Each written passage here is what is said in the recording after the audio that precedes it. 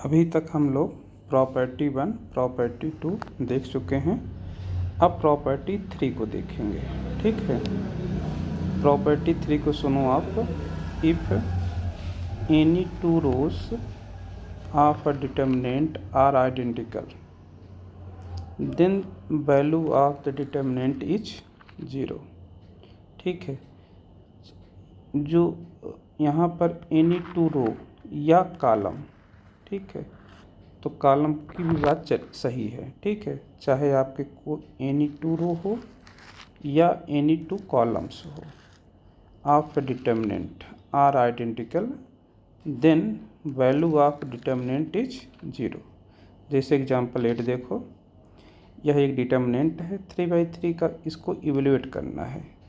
यदि आप ध्यान से देखें तो ये देखो आप,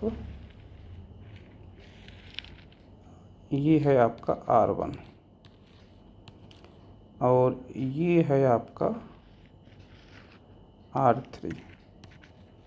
ठीक है, ये दोनों के दोनों क्या हैं, आपके आइडेंटिकल हैं, आइडेंटिकल।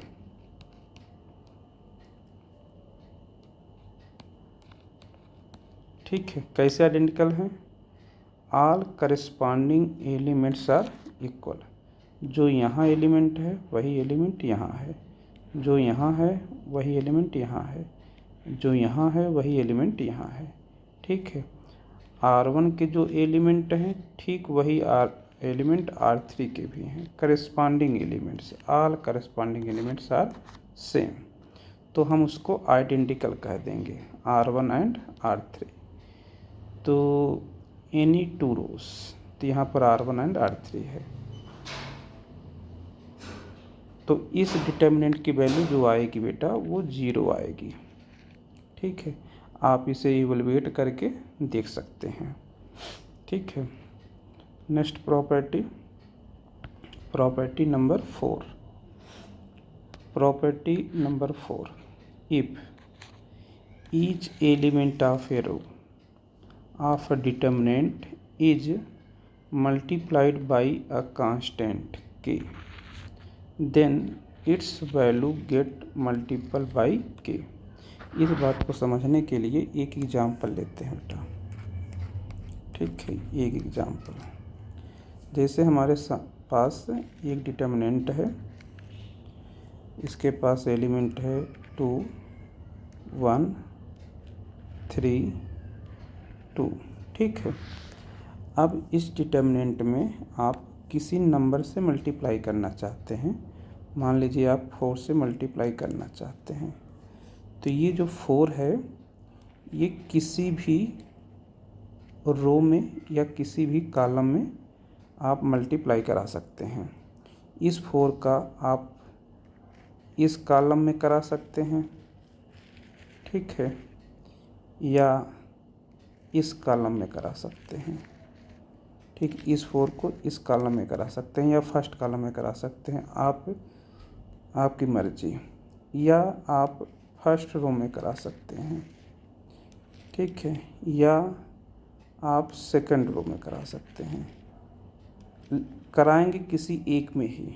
ठीक है, यहाँ पे बोला है if each element of a रो या column of A determinant is multiplied by a constant k, यहाँ कांस्टेंट 4 है, तो करा सकते हैं। तो चलो हम लोग करा देते हैं, फर्स्ट रो में करा देते हैं। तो क्या बन जाएगा, ये बन जाएगा बेटा जी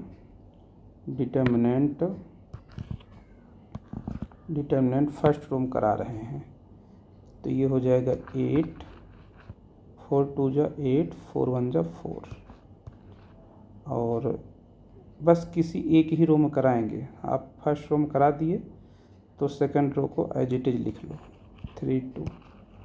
अब इसका डिटर्मिनेंट जो आएगा वो आप ऐसे बता सकते हो। अगर हम आपसे कहें बताओ बेटा इसका डिटर्मिनेंट कितना आएगा, तो इसका डिटर्मिनेंट आप बताओगे 2 × 2 4 हो जाएगा। ठीक है, और फिर -3 हो जाएगा, तो -3 कितना आ जाएगा 1, तो ये 1 आ गया, आई मल्टीप्लाई 4, तो आंसर कितना आ गया? 4 आ गया। तो इसका भी आंसर 4 ही आएगा। ठीक है, आप करके देख सकते हो। अगर इवेलुएट करने के लिए कहा जाए तो आप कर सकते हो। तो ये कितना हो जाएगा? डायगोनल मल्टीप्लाई 16 आ जाएगा और इसका मल्टीप्लाई 12 आ जाएगा। दोनों बीच में एक माइनस का फार्मूला आता है साइन, तो कितना आ गया? 4। तो इधर से भी आंसर 4 आया और इधर से भी आंसर 4 आया। ठीक है, यही बात बोला है कि डिटर्मिनेंट की वैल्यू में 4 से मल्टीप्लाई हो जाता है। ओके, तो आपको ये बात समझना है, कहीं पर भी ऐसे लिखा गया है तो उसको तुम ऐसे लिख सकते हो। ठीक है, और कहीं ऐसा लिखा गया है तो ऐसे लिख सकते हो। ये तो आपने R1 में मल्टीप्लाई किया, आप चाहें तो R2 में भी करा सकते हैं।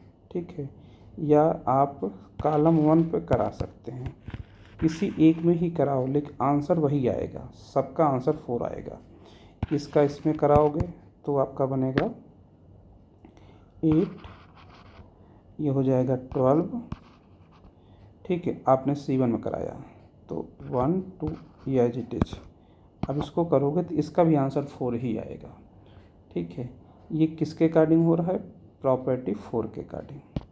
ठीक है, अच्छा अब देखो बेटा, remark 1, by this property we can take out any common factor from any one row या any one column of a given determinant. जैसे देखो, इस फर्स्ट रो पर आपको दिख रहा है 4 यहाँ पर भी है और 4 यहाँ पर भी है।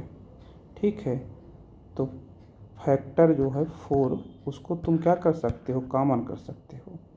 तो R1 से हम लोग 4 को कॉमन कर सकते हैं, तो इस तरीके से बन जाएगा। कहने का मतलब, कहीं इस टाइप से डिटर्मिनेंट है तो तुम उसको ऐसे लिख सकते हो। ठीक है, ये रिमार्क 1 बोल रहा है। ओके, ठीक है, अब remark 2, if corresponding elements of any 2 रोज या column of a determinant are proportional in same ratio then its value is 0। Example से समझते हैं। एग्जाम्पल 9, अब यहाँ पर देखो, ये आपका R3 है। ठीक है, और ये जो है आपका ये R1 है। तो अब यहाँ पर ये प्रोपोर्शनल है। ठीक है, कैसे प्रोपोर्शनल है? तो इसको तुम लिख सकते हो 17 मल्टीप्लाई 6, इसको लिख सकते हो आप 3 मल्टीप्लाई 6, और इसको लिख सकते हो 6 मल्टीप्लाई 6। ठीक है, तो ये आपका बन गया फर्स्ट रो। अब फर्स्ट रो में देखो, रिमार्क 1 से 6 कॉमन कर सकते हो। 6 को क्या कर सकते हो? कॉमन। तो ये ऐसे बन जाएगा, 6 कॉमन कर लोगे तो ये ऐसे बन जाएगा।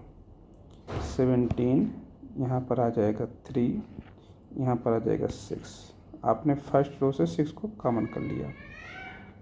आपका उसके बाद देखो, सेकंड रो 1 3 4, और फिर थर्ड रो फिर से आपका 17 3 6। अब देख सकते हो आप R1 और R3 आइडेंटिकल हैं, तो प्रॉपर्टी 3 से क्या हो गया? ये 0 हो गया। तो आंसर कितना आ गया? 0 आ गया। तो यही बात बोला है कि यदि प्रोपोर्शनल हैं तो इसकी वैल्यू क्या आएगी? 0 आएगी। यानी कि आपको कैलकुलेट भी नहीं करना था, ऐसे ही रिमार्क 2 से ही हम बता सकते हैं इसका आंसर 0 आएगा। ठीक है, तो ये हो गया आपका प्रॉपर्टी 4। ओके।